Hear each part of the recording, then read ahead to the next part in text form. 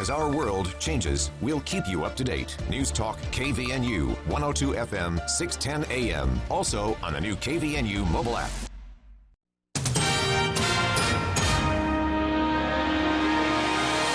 KVNU News Time is 5:03. I'm Bill Walter with this news update brought to you by Logan Extermination. A 35-year-old Logan woman has been arrested for allegedly strangling a teenage boy and shoving his head into a mirror, according to police. Carolina Dubon was booked into the Cache County Jail Friday night. According to the arrest affidavit, Logan City police officers were called in on an assault report Friday night and discovered several crimes had allegedly occurred during a family dispute. Dubon said she had a falling out with her 16-year-old brother. Police learned Dubon had been drinking when she and the alleged victim started arguing. The dispute turned physical as the suspect began shoving the teenage boy and placed her hands around his neck, according to the probable cause statement. The alleged victim told police he couldn't breathe for several seconds. He had red marks around his neck, along with other signs consistent with strangulation. And during the fight, Dubon allegedly shoved the boy's head into a wall-mounted mirror, causing the glass to shatter. She continued to assault him until he was able to escape. Dubon was taken into custody and booked on suspicion of committing aggravated child abuse, a second-degree felony, and multiple misdemeanors for unlawful detention, criminal mischief, child abuse injury, and intoxication. She was later released pending arraignment on formal charges in First District Court in Logan. KBNU News Time is 5:04. KBNU weather, mostly cloudy, rain showers likely, and a chance of thunderstorms. Some storms may produce heavy rain this evening, low around 60. Rain showers likely, chance of thunderstorms on Wednesday, 70% chance of showers, high in the lower 80s. Showers and thunderstorms Wednesday night, and an 80% chance of storms on Thursday, high in the upper 70s. It's been to 89. It's 88 right now at KBNU. KBNU weather brought to you by Whole Tree Care. Your trees and shrubs are growing like crazy. If they're blocking your view or posing a potential hazard, call Whole Tree Care. They trim, shape, and remove trees. Call 435-760-6587. As the summer's war against weeds and pests rages on, a new bug threat starts hopping around, destroying garden plants and flowers. Luckily, you are ready for them with Logan Extermination's Perimeter Grasshopper Control. It's like a minefield for the minute menace. Good job, men. Another bug bites the dirt. Let's regroup before the next wave hits. They do what they are trained to do. Strike terror into termites, bash the bed bugs, and cook the cockroaches. Remember the brave men and women at Logan Extermination. Call 752-8450. Treatment areas vary. Call for a quote today. KBNU News Time is 5:06. Three unidentified victims believed to be prominent businessmen who worked together in construction died in a high-speed car crash in Salt Lake City after leaving a weekend UFC fight. Salt Lake Fire Department spokesperson Sean Mumity told KUTV it actually came in as a report of an explosion. The crash happened near the refinery and the Speedway gas station on Beck Street in Salt Lake City. Firefighters were able to put the fire out in just under an hour. That's when police said they discovered that the three in the car had died. And several people have taken advantage of the Beehive State's $20,000 first-time homebuyer program, and officials said they are still taking applications. The $20,000 zero-interest loans were created for first-time buyers who have lived in Utah for at least a year and want to buy a newly built home. So far, 194 buyers have applied for the loans. 36 have closed on their new houses. Most of the loan applications have come from buyers looking to purchase in Saratoga Springs, Southwest Salt Lake County, and West Haven in Weber County. Jonathan Hanks with Utah Housing Corporation, which runs the program, said a lot of young professionals may be moving out of the basements of their parents' house and finding opportunity with this $20,000 to get into a home. KBNU News Time is 5:07. For more details on these and other stories, visit CacheValleyDaily.com. News Talk KVNU, 610 AM at 102.1 FM. This is Cache County Fire Chief Rod Hammer. Due to current and forecasted weather conditions coupled with extremely dry vegetation, the state forester, in consultation with fire officials, has determined that measures must be taken to prevent the ignition of forest and rangeland fires. Therefore, the following acts are prohibited in unincorporated Cache County and on state lands. 1. There are no open fires of any kind except within established public facilities, in improved campgrounds, picnic areas, or in permanently constructed fire pits at private homes where running water is present. There is no smoking allowed except within an enclosed vehicle, trailer, or building, a developed recreation site, or while stopped in an area that is paved or free from dry vegetation. No discharging or using any fireworks, tracer ammunition, or other pyrotechnic devices, including exploding targets. No cutting, welding, or grinding metal in areas of dry vegetation. No operating a motorcycle, chainsaw, ATV, or any other small internal combustion engine without an approved and working spark arrestor. The Cache County Fire District and the firefighters in Cache County appreciate your help. Feels like Tuesday. Tuesday has no feel.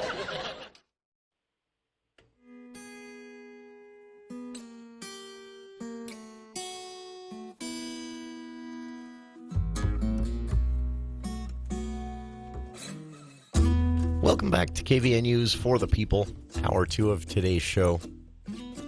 It is, I'm very excited about our next guest. This is something that I actually noticed myself on a trip back from Idaho recently at a rest stop here in the Box Elder County area. And then I started doing some digging. I read about more of them, but you may have seen them. These are actually pollinator gardens that UDOT has placed at several different locations throughout northern Utah. And there's an opportunity for residents to be involved in this as well through a program called the iNaturalist Program and more. We reached out to our friends at Utah State University to talk about this because they're the ones making this happen in partnership with UDOT. And joining us right now, conservation biologist Becky Yeager. And Becky, appreciate taking some time for KVNU today. This is, it's really cool to see these, but this is something important that's happening, right? It is important. Thanks for having me, Jason. Our pleasure. Yeah, it's really exciting because the Perry Rest Area is the first rest area and first project by UDOT in the state of Utah to host a pollinator habitat. So it's a pilot project, and we're in the third year, and it's just really exciting to see how it took off and how it's doing and evolving, and there's more to come. This is, now, of course, this is in response to something that is happening all around us that's very concerning, right? We see decline of certain, very important flying insects, right? Yes, pollinators are in decline throughout the United States, and they provide pollination for many of our food sources. So they're critical to our well-being and to our environment for a number of reasons. So that decline has caused a lot of agencies to take notice, and they're trying to do something about it by devoting land that's not used or is used for other purposes but could also be used for pollinator habitats. So there's a transformation. You see Departments of Transportation in other states have started programs, and so excited to see Utah follow suit. What's great about this, too, if you haven't seen it, go out and check it out at the Perry Rest Stop there. It's about an acre. And Becky, as I understand it, this is so the two things that are happening here in addition to being beneficial to pollinators, bumblebees, bees of all types. This is also taking, open space, keeping it as open space, and kind of repurposing as something that we're learning a lot more about here in Cache Valley as well into something called usable open space, right? Sure, yeah. So the area, it's about a half acre, Jason. And, sorry. Well, yeah, that's a lot to manage a half acre. Sure. Acre boy. But that's kind of our max size is a half acre, and what we want to put this kind of habitat in. But the area specifically was used as a pet area, but there's a lot of turf grass at the rest stop. And so they've moved the pet area to another side of the rest stop, and then we put in the pollinator habitat. And it's just amazing when you go out there to see the number of people who have stopped at the rest stop. They're walking around the path, getting a little exercise, stretching their legs, stopping to take pictures of the flowers, commenting on the bumblebees they see. They can stop at the interpretive signs and read about it, click on some QR codes, participate in citizen science, listen to some audios, learn about pollinators and the native plants. So it does repurpose this originally pet area to something very different. This was, when I stopped Becky, I noticed those QR codes, and I actually learned quite a bit from scanning a few of them that changed some things I did in my own yard. And that's something you're aiming for here as well, right? A kind of an educational opportunity for all of us. And there are things we can do in our own yards, right, that are beneficial? Yes. So a lot of the habitat, you can walk around and just see the flowers and the native plants and learn about the insects that are there. But we do have a demonstration garden in a meadow habitat where if you click on the QR code and listen to the audios, you can learn how, what kind of simple things you can do in your own yard by things like, minimizing your pesticide use, reducing the amount of turf grass in your yard, leaving some open ground for our nesting native bees, leaving the leaves in the fall for cover. Just some really simple, easy things that we all can do to improve the habitat for pollinators. These have been easy changes for me to make, and I'm saying that as a very lazy person. And Becky, I was struck by this when I walked through that pollinator garden there in Perry. These plants, some that I've tried myself, some that I've just read about, they're hard to kill. These are hardy native plants, right? They are. And so native plants, just by, the way they've evolved, are very hardy. So they're drought tolerant, so that's a good thing. We're using less water in that habitat than you would on a turf grass. They also have very deep roots. That's just a characteristic of native plants, so that they're more drought tolerant. Yeah, they're harder to kill. They thrive in these drier and harsher conditions. People are surprised to learn, we all know about the honeybees. And we see the occasional bumblebee. We also know about the less pleasant flying insects to run into, the wasps and the hornets. But I was surprised to learn this through one of the QR codes, Becky, something like 900 plus different species of bees just in our area, in our region.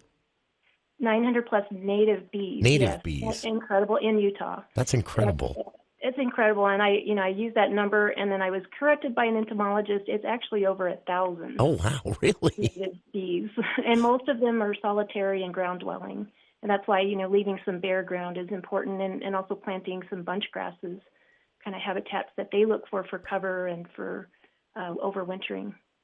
So for a lot of these bees, in fact, is it fair to say for most bees, the purpose of a pollinator garden or the benefit of planting native pollinator plants in your yard, in addition to them being hardy and very tolerant, like say I haven't killed the ones I've planted so far, and that's saying something. They also, we're familiar with the pollen collection by honeybees to take back to the hive and what happens there. This is literally food to stay alive and keep doing what they do for every other bee type, right? It is, yeah. So they're looking for a food source, and just by chance they're transferring pollen from one plant to another, and that's what results in the pollination. This is amazing stuff. I experimented a bit with a bee hotel. None have moved in yet so far, but I was told that might be my location. But again, a lot of different things people can do. But Becky, it's fair to say, do a little research, right? I learned, building the bee hotel, something like that we might all want to build in our yard, you can do it wrong, and that can actually be harmful, right? You end up with too many males and not enough females or something like that? Yeah, I'm not an expert on that, but I do know it does require some maintenance. Sure. And some thought when you put up the bee hotels. Another really simple thing you can do is in the fall, when you clear out your vegetation, maybe wait till spring to clear it out. When the temperatures get above like 50 at night, because they will overwinter in just the hollow stems. Ah. So that serves exactly the same purpose, but it's a more natural environment for them. Good to know. This is, Again, talking with Becky Yeager, a conservation biologist at Utah State University, about something you may have seen. If you haven't seen it, please stop by. The easiest one to get to for all of you listening here in northern Utah is the Perry rest stop on I-15 there. The northbound I-15 lanes exit into a rest stop. And you'll see off in what, as Becky said, what used to be the pet area there, a big pollinator garden that you can walk through. There's a lot of great information, QR codes and signs that explain some different things. And this is, of course, getting creative here in Utah about pollinator decline and information on what we can all do to help curb that. Because it's Becky, there's no way to overstate the risk with pollinator decline, right? Oh, no, I think it's something that you just can't argue. The literature shows it. We're seeing it. We're feeling it. So definitely something that's happening and will continue to happen in our future unless we change course. And for us, this directly translates for humans into less food, right? Absolutely, yes. Less food for us, less food for the animals that we raise. Absolutely an important thing and really something easy for all of us to make some changes to do something good about. And that's what these pollinator gardens are all about. And Becky, last set of questions here for you. This is a partnership with UDOT as well. It's very creative. I love it. I encourage people to get out and see it. Do you have hopes of expanding this and taking it even further, statewide or even regional? Yeah, and so UDOT is totally responsible for championing this. This was their idea. USU was hired to help make that happen. So we do have to give UDOT credit, and this was a pilot project, and I feel like it's successful. Time will tell. I mean, we have to maintain this site, but boy, just in that first year, it's taken off. It's just incredible, the diversity of plants and pollinators, the change. So UDOT has taken it further. They've hired us to do the Brigham City rest area, which we've started on. We're solarizing it currently. That site is the southbound on I-15, just a few miles from Perry, but it will be a little bit different. It won't be as educational, a little bit smaller, 0.2 acres. We're going to use it as a seed source. Oh, really? Yeah, so it won't be necessarily one that you want to wander through and look at the signs and learn about native plants. It will have an interpretive sign, but the intent is more to be a pollinator habitat, number one, but two, to provide some native seed for other projects in the state. That is fascinating stuff. I look forward to watching these pollinator gardens and picking up some tips, watching how you all manage them for my own yard and more. And again, what a creative use of existent space that was, serving a purpose, but maybe not being fully utilized in a creative way like this. Hats off to UDOT for getting the ball rolling on this. And I'm excited to see, this be successful and expand statewide at least.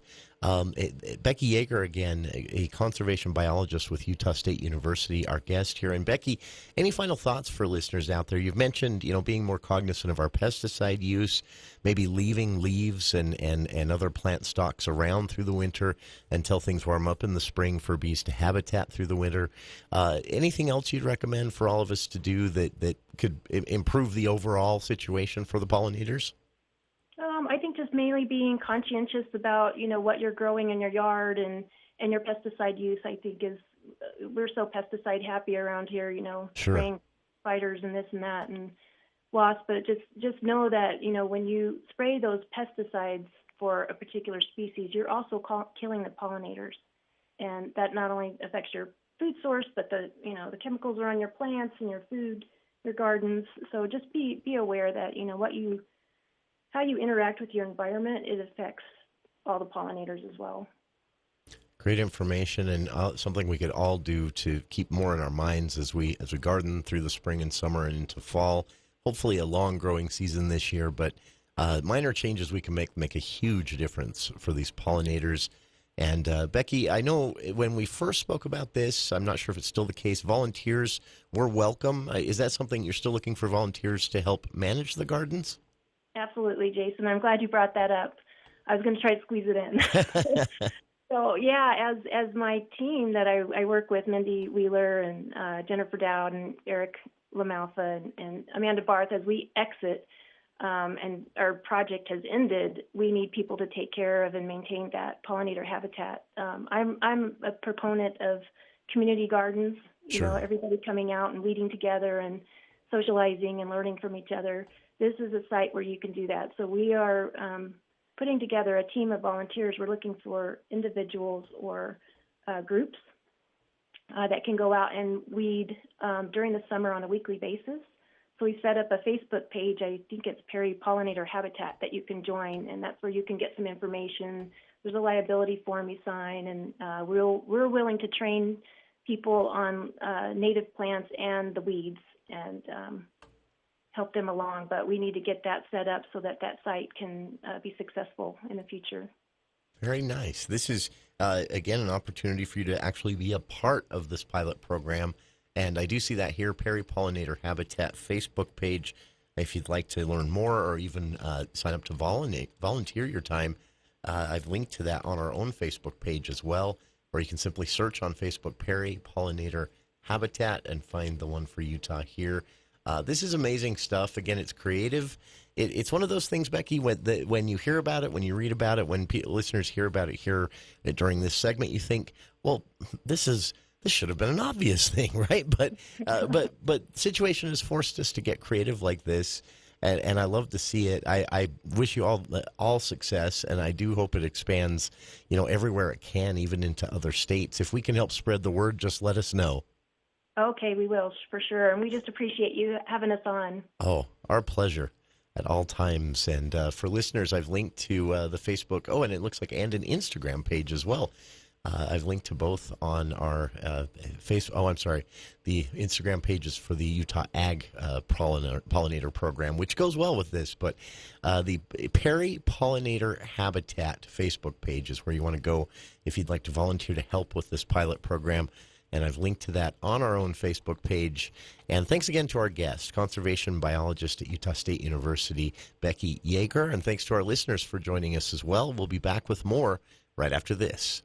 Attention, Cache County residents. Mark your calendars for an exciting event happening August 7th at the historic Old Courthouse in Logan. Utah State Treasurer Marlo Oaks is in town to shed some light on the impact of ESG. That's environmental, social, and governance scoring, and how it will affect you. If you participate in a pension fund or 401k, you're going to want to be at this event. Bring your questions, as there will be opportunity to interact with Treasurer Marlo Oaks directly. Let's come together as a community to be informed. This Monday, August 7th at 6:30 p.m. at the Old Courthouse in Logan.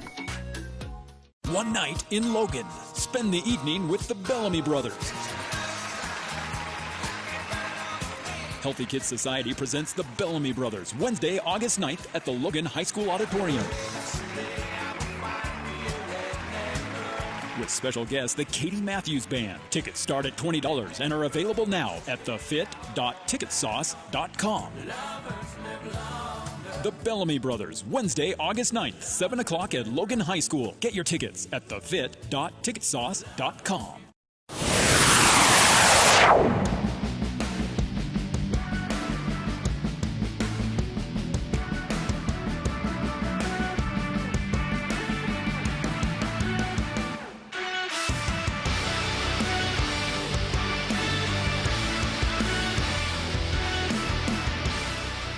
I love this stuff. I've shared on our Facebook page some of the photos that the group has posted at the Perry Pollinator Habitat site, or Facebook page, sorry. And it's some really cool stuff, and you can get an idea of what we're talking about here. I personally don't know anyone that is just like, oh, no, how can let's not flower up our rest stops. Right? I don't know anybody that's going to react that way. This, to me, seems like multiple birds, one stone. Maybe that's a bad one to use where we're talking about wildlife and habitat here, but and the health of the ecology. But to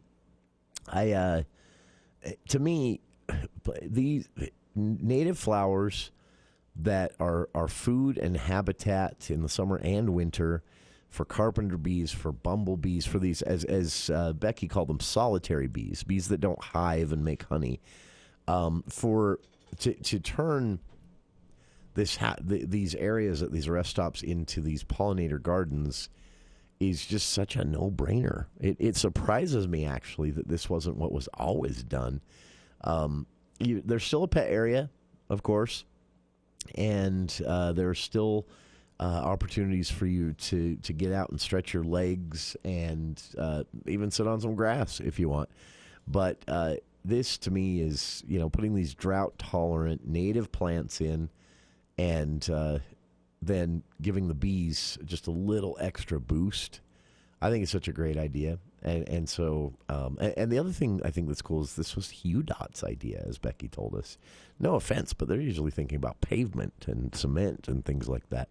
So I thought this was really cool. Check it out. It's at the Perry northbound I-15 Perry rest stop, and then again there's a southbound one at the Brigham City rest stop, which is not quite as fancy. It's the same thing, the same types of plants. You can still walk through it, and you'll witness the same bee activity, but the QR signs and things like that are gone. QR code signs and things like that are missing because that one is going to be used as a seed garden. So same thing going on there, same effect on the bees.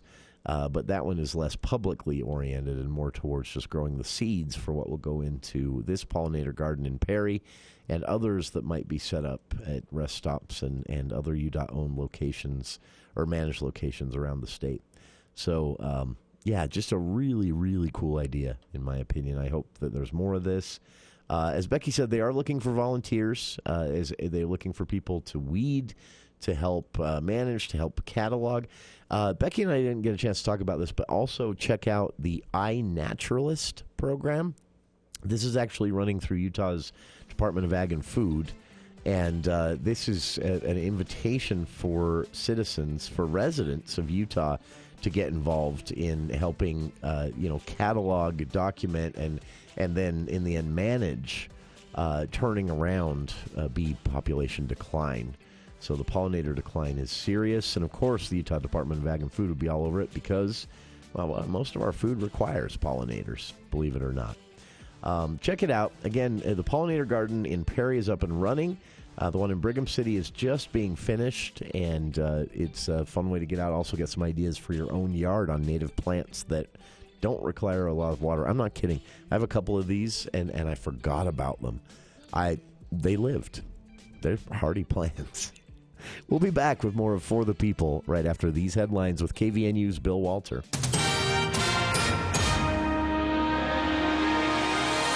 Thank you, Jason. KVNU News Time is 5:30. This look at the news is brought to you by Cache Valley Hearing and Audiology. A 37-year-old man died in a two-vehicle accident this afternoon. The crash occurred at 1:45 p.m. near 1050 West, Valley View Highway, SR 30. Logan City Police Lieutenant Brett Randall said the man was driving a gray Ford Taurus westbound on SR 30 when he drifted across the center lane and into oncoming traffic. The car struck a white Dodge Ram truck that was hauling a trailer loaded with farm equipment. The driver of the Ford Taurus sustained critical injuries. The fire department extricated him from the vehicle, transported him to Logan Regional Hospital, where he succumbed to his injuries and was pronounced deceased.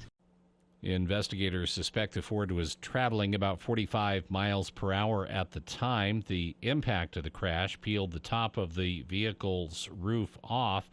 The driver of the truck was not hurt and remained on the scene cooperating with law enforcement. The identity of the victim has not been released, pending notification of family. A fire recently broke out at a popular national park, damaging several campground sites over the weekend. According to officials, on Saturday at around 12:57 p.m., a law enforcement ranger patrolling the area called in a fire in the Watchman Campground D-Loop at Zion National Park. Fire crews were able to arrive on scene about 15 minutes later and put out the reported 1/4 acre fire.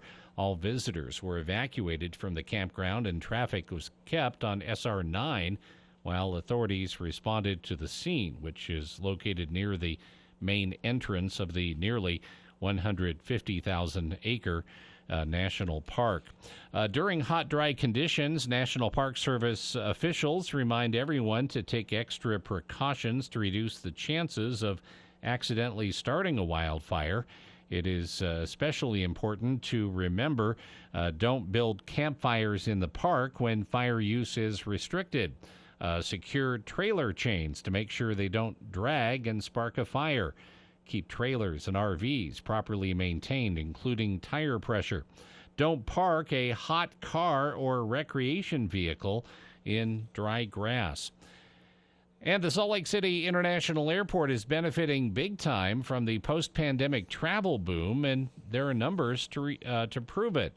For fiscal year July 2022 to June 2023, 26,421,401 passengers went through the doors of the airport, breaking the previous record from 2019. Of those passengers, 1,085,640 were international travelers, which is a 22% increase from 2019. Airport leaders attributed the increase to travelers wanting to fly to Europe after the pandemic, as well as increased flight services to London and Germany. As for all-time records, officials say they're on track to beat those as well. Currently, the highest passenger count the airport has recorded was during the 2019 calendar year with 26,808,014 travelers. With only 390,000 passengers needed to crash through that record and 5 months left in 2023, the airport is confident they'll achieve that milestone at some point during the remainder of the year.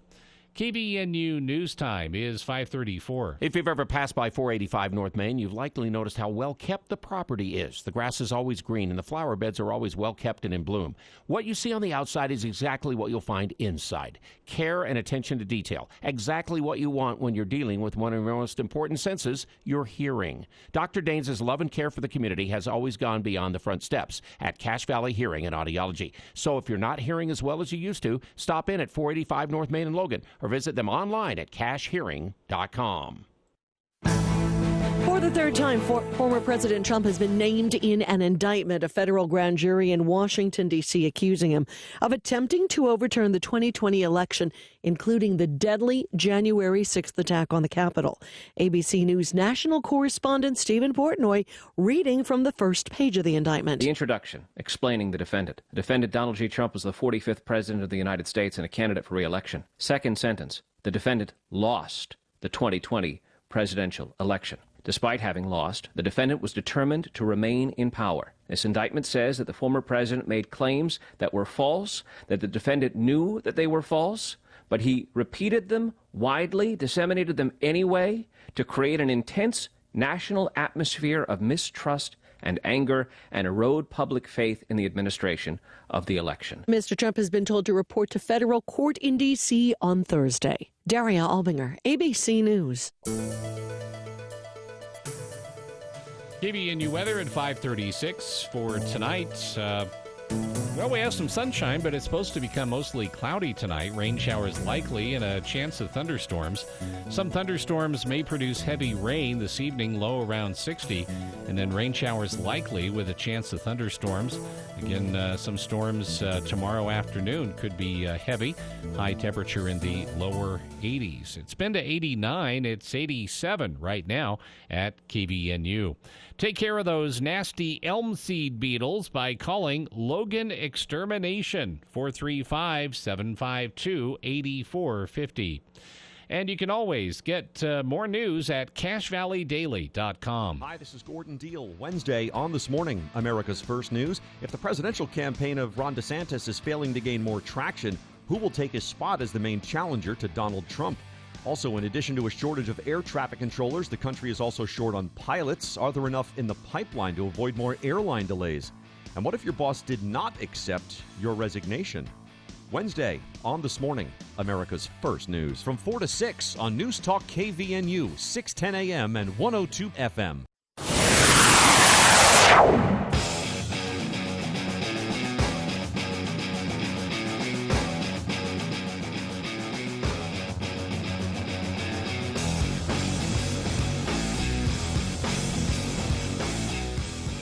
Welcome back to KVNU's For the People. Starting to feel a little cooler out there as the sun wanes a little bit. Tomorrow is the real cool day, though. Though for some, probably not as cool as they'd like it as a break from the heat. But. And then Thursday, upper 70s for the high. So yeah, that's pretty nice. Not bad. And then climbing. Yeah, well, then Friday back up. Friday mid 80s and mostly sunny. So Friday's probably going to be like today, except maybe less clouds. Yeah. But today we've been to 89. We haven't, we might still make 90. I think. But 89 so far has been the high. Not bad. We can handle that. Speaking of these temperatures, by the way, and a little bit of moisture, it must have rained pretty hard in the wee hours of the morning, at least in my neck of the woods.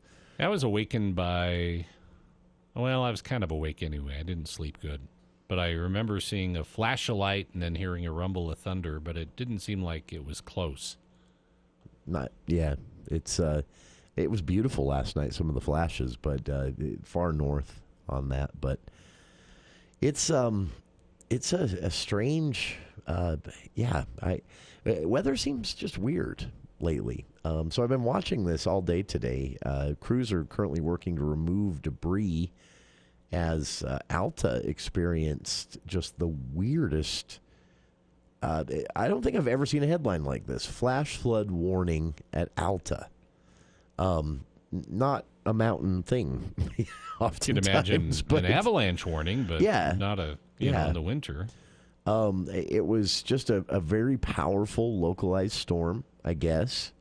And the warning went out, but sadly the warning went out too late to really help a lot of motorists. There were a lot of accidents on the roadway coming out of the canyon there, and some photos. Again, UDOT cameras on this that I was watching earlier, just checking in on, showed what looked like, just based on car tires alone in these still images, grainy still images, granted, from a UDOT camera raised up over the road on a traffic light or something. Looks like to be, I would guess, about 6 inches of water on the roadway. Again, just basing that off of passenger, not an official report, just looking at the passenger car tires on the road, looking about 6 inches of water. But so the forecasters issued the warning, the flash flood warning for Alta. This does go through the evening here, although looking at the cameras here, it looks like they're either catching a break or it's moved on. But what happened is, according to the Utah National Weather Service of Salt Lake City, tweeting this out just a few minutes ago, they said what basically happened is about 2 inches of rain fell in about 13, 14, 15 minutes. That is, I don't know that I've ever experienced that. That's a lot of rain in 15 minutes, right? That is a steady monsoon-like downpour, wouldn't you think, to accrue 2 inches in 15 minutes? Yeah. So basically that all has to go somewhere, and it did. And the town all across Alta and the broader area east of Salt Lake City, meteorologist Monica Traphagen of the Salt Lake City National Weather Service said the entire area is still currently under a flash flood warning. That will go into 7:15 p.m. tonight, and but the flood damage is considerable. In fact, they said this is actually worse than the repair they had to do on the road for spring runoff damage, what they're going to be cleaning up. While driving through Alta, the road is currently covered in water, and that was still, like I say, the storm has let up. But I'm looking at this UDOT camera, and again, these are just still image cameras. But looking at this UDOT camera, I guess there's about 6 inches of water on the roadway there in the canyon. Just crazy stuff. But this is the roadway, by the way, between mileposts 10 and 12 on State Route 210 through Alta there. But if you know the area, you know what I'm talking about. Or if you're driving now and headed there, maybe that gives you a little tip. But this was, and by the way, officially, you'll probably understand what this means, Bill. They officially designated the storm monsoonal, but after the fact. They issued the flash flood warning because they said they watched this form and realized, this was a convergence of 2 or 3 pretty, full of moisture cloud structures, and then it moved into the area. They moved into the area altogether, and when they hit, just kind of ganged up on poor little Alta. And when the 4 hit together, of course, they drop everything. The clouds drop, everything they have almost, just empty their buckets. And they said they had time to issue the flash flood warning. They didn't have time to see how bad it was going to be. That's how fast this all happened this morning. So absolutely crazy stuff. But, they designated the storm monsoonal. A tweet from the National Weather Service that says, means it's from Arizona. Is that what it means? That's what I would think. I was hoping for your interpretation of what a monsoonal designation means for a storm. I'm guessing it just means it had a lot of water. Yeah, isn't that? But monsoonal to me means it's it's part of the flow from the Gulf of Mexico that comes up through Mexico and into Arizona this time of year and pumps up into Utah. That's what I think of when they talk about the monsoon. And I guess it takes, in a place like Utah, it takes just perfect conditions to produce this from our storms, right? And apparently those conditions came up in the Alta area. Yeah, it seems like a lot of the storms have been kind of hugging the mountains anyway. They've kind of been near the mountains, and so that's where they've been unleashing, I guess. Yeah, it's a really, really strange set of things. And again, not over. The flash flood warning goes to about 7-8 tonight. I think 7:15 is when that expires in Alta. And again, there is considerable damage already from runoff from this freak storm. And then the next set of concerns, in fact, they're considering, I guess, or they're discussing whether the canyon will be open or remain open or closed at this point, because now with this much water, they're watching very closely. In fact, it looks like yes, they have a helicopter actually out looking for mudslides now, is what they're worried about. So, have you been? I have to admit, slammed with rain today there in Alta. I have been here decades. I've never been to Alta, the ski resort or the town. Yeah. Have you been there? It's a tiny town. It's I've never been to the ski resort. It's about 300 people in the town. I've never been to the ski resort. I went to a wedding up there several years ago, and I did stop in the town and bought some snacks at the little general store they had there. But yeah, a tiny little town, mountain town, and very busy in the ski season. And I'm not sure, how much that changes in the summer. But yeah, tiny little town way up in the middle of nowhere. And I guess its roots go back to silver mining. Yeah, the silver days. Back in the 1860s. In fact, at least when I was there, they had a little museum, little silver mining museum that had a lot of the old equipment they used to use, things that are done by machines and automated systems now that they had to do by hand back in the day. It was kind of cool to see. But so there's some excitement from Alta. Speaking of excitement, other parts of normally sleepy Utah in the news today as well. A Bluffdale City Council member has filed a lawsuit against the mayor of the city. The Bluffdale City Council member is suing the mayor, soon to be former, by the way, outgoing mayor, I guess you should say, and her husband, alleging that they have repeatedly harassed and threatened him when he was running for mayor 2 years ago. Jeffrey Gaston, he's a city council, he's on the city council until 2024. He doesn't run for re-election until next year. And he said in a legal complaint filed today that Mayor Natalie Hall and her husband Jason Hall had attacked him with campaign signs, causing injury at public events that he was hosting for his campaign running as a challenger against Hall. Jason Hall was actually charged for this, apparently, in 2022. He was arrested and charged and faced a single count each of threatening an elected official, stalking, and making threats to influence official action in connection with the threats, according to the court documents, the Salt Lake Tribune reported. The case that case goes to trial in December, but he was actually arrested and charged.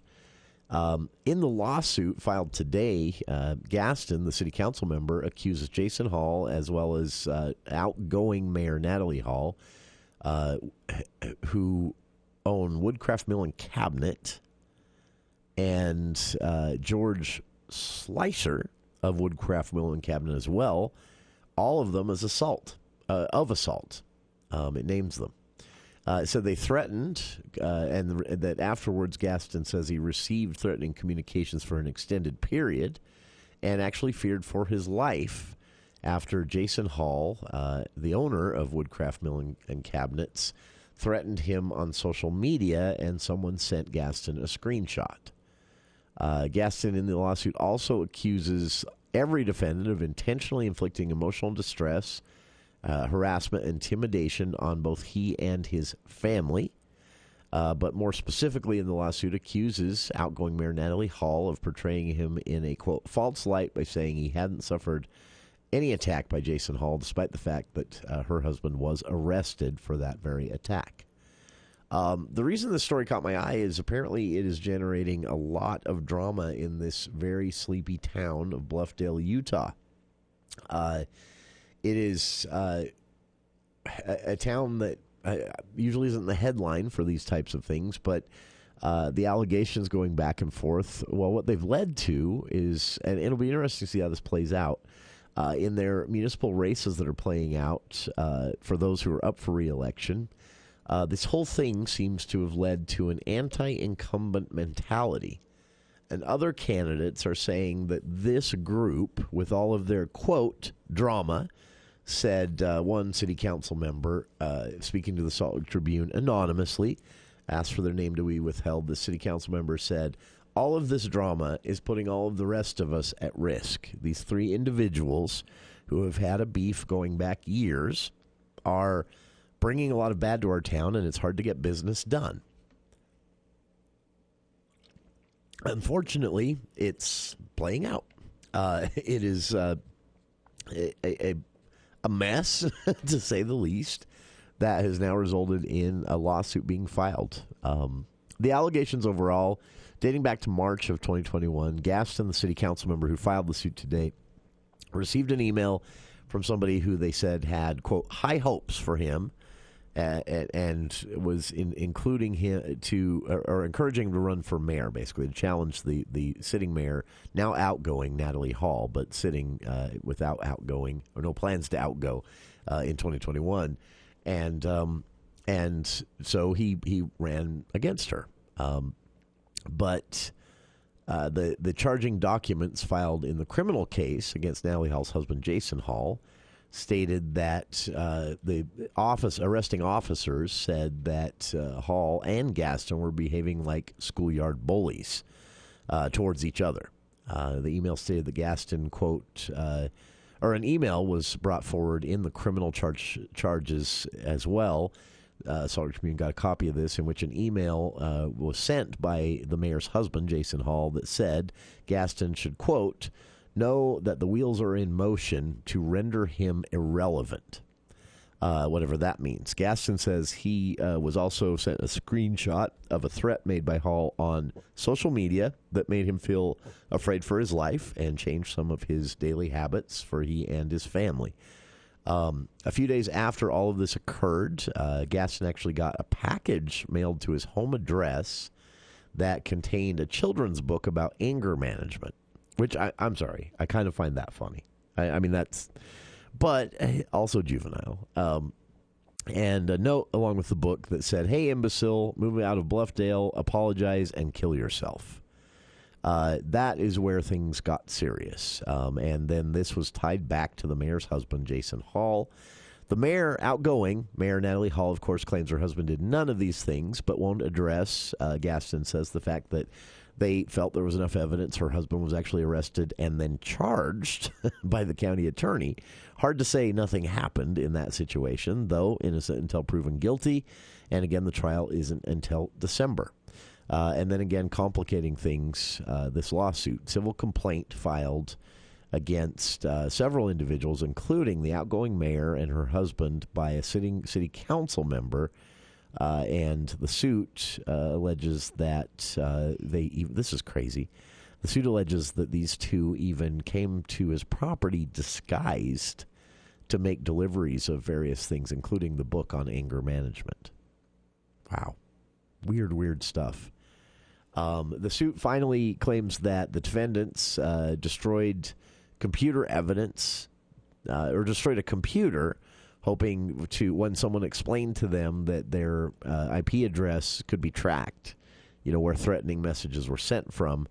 And so they destroyed a computer at Jason Hall's business, the mayor's husband, in which, assumedly, that they were doing something they didn't want IP addresses tracked. So pretty detailed lawsuit. And Mayor Natalie Hall last year stated that the allegations against her husband were entirely untrue and that he never attacked anyone. The lawsuit, though, points out that, he was arrested and actually charged for that attack. So strong evidence that it did happen there. Bluffdale, Utah, folks. Get a look at this. Grown-ups in charge, right? Leaders just showing us how it's done. Makes you appreciate things here in Cache Valley. And I hope this kind of thing isn't on its way to Cache Valley. 753-5868. We'll be back right after this. Are you a hot sleeper? Warm summer nights can make it hard to sleep. UNI Furniture recommends sleeping cooler with a gel memory foam mattress. UNI features a copper-infused gel memory foam that helps with coolness and circulation. It moves better with you, giving you the best night's sleep. UNI is also the home of Chair Heaven. There's a reason they sell so many chairs, including recliners. For over 90 years, there's always been a better buy at UNI Furniture, downtown Logan. Hear that? That's the sound of a sad bird. He says your trees are so overgrown and ragged, he can't find a place to perch and sing you a happy song. Hear that? That bird is warning you. He says if you don't prune your branches before the next windstorm, they might end up in your living room. Yep, another talking bird. This one says call Hall Tree Care. Apparently, 9 out of 10 birds recommend Hall Tree Care. Smart birds. Hull Tree Care. That's Hull Tree Care. 760-6587.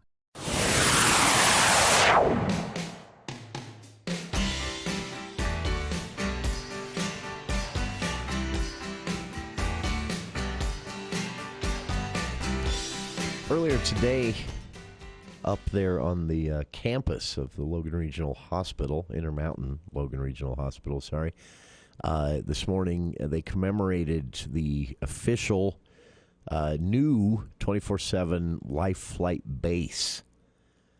This has been, now Life Flight isn't new to Logan Regional Hospital, obviously you've seen them come across, but this is actually the first time that we will be a base where the helicopter will sit helicopter there. is based here. Yeah.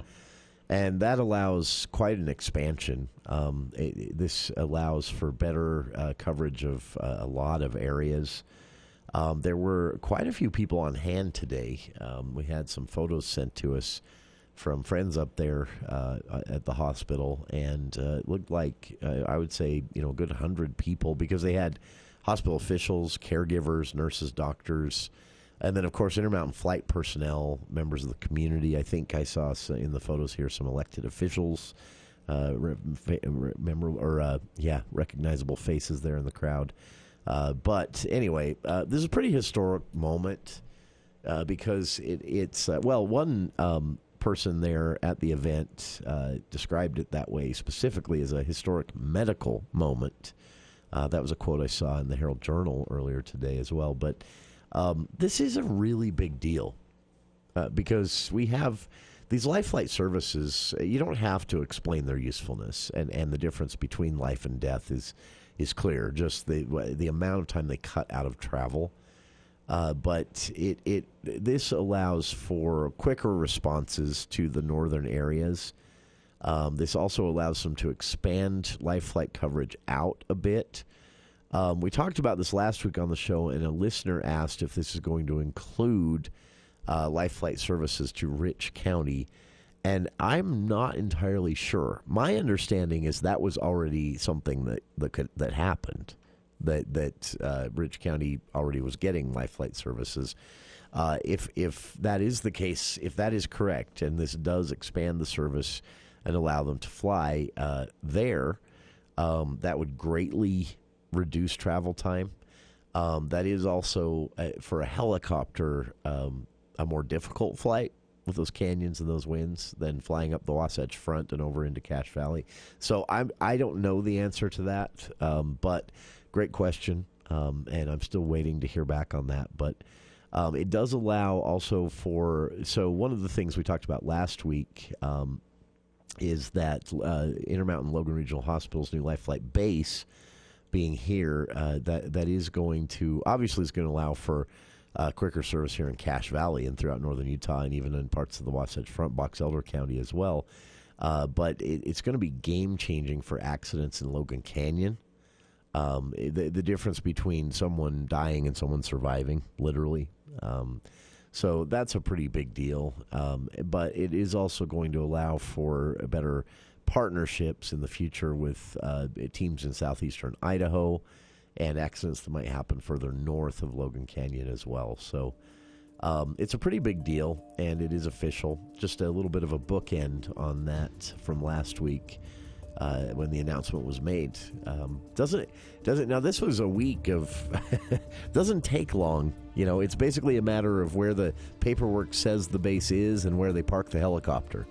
So a week later, after the announcement, it is official. Intermountain Logan Regional Hospital commemorated today as an official new 24/7 life flight base, which does include a dedicated medical helicopter team and air transport medical response team that will now be stationed right here at Logan Regional Hospital. So check it out. I posted some of the photos that friends of the show sent in from the event today.